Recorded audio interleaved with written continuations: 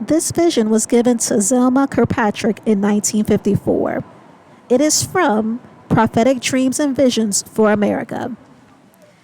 In 1954, and written then, I was almost afraid to tell my vision of war and invasion in America. So I called Brother Roy Johnson and asked him if he thought I ought, and he said I should, as no doubt God had given it as a warning. But now a lot of people got stirred up and left the coast, and I have been told that they are laying the blame to me, saying I told them to go. But Jesus knows the truth, and that is all that matters. I only hope it doesn't hurt my ministry for Jesus' sake. I'd hate for my friends that I love to think such a thing.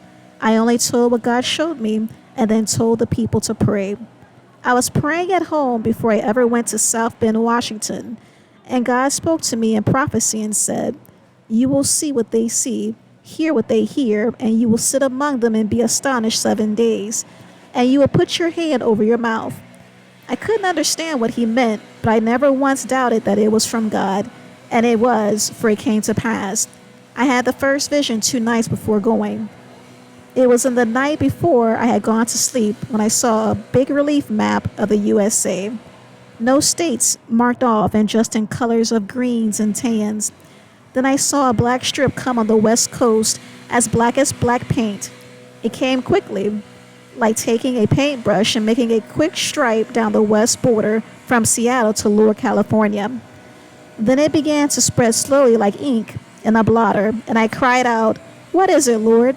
For I could not understand, and I did not think of war. Then all at once the word invasion I heard, I believe in an audible voice. I said, "Lord, will they take all of America?"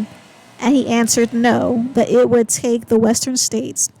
In fact, the exact words were, "They will not be stopped until they reach the Middle West."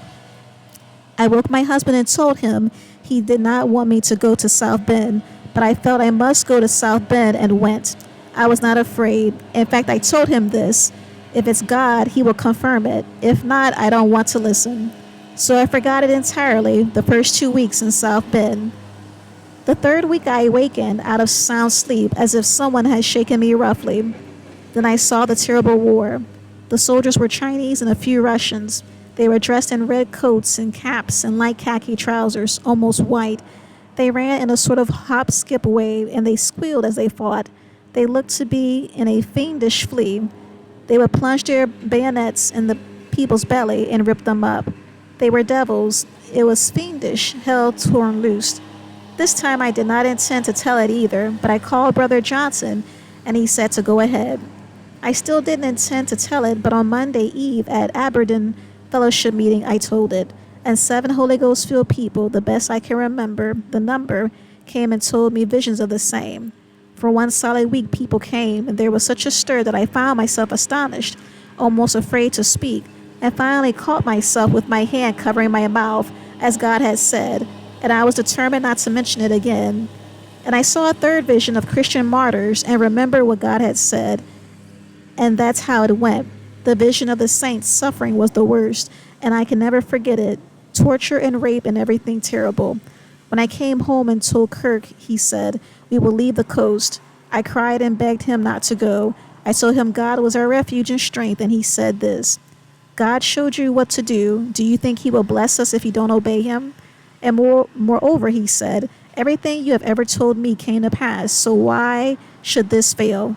So I prayed. I said, "God, if you want us to go, sell my house for me." I'd had it in 5 realtors' hands in the past 3 years, and it hadn't sold. I said, "Sell it soon if it's you." I listed it one day, and it sold the next.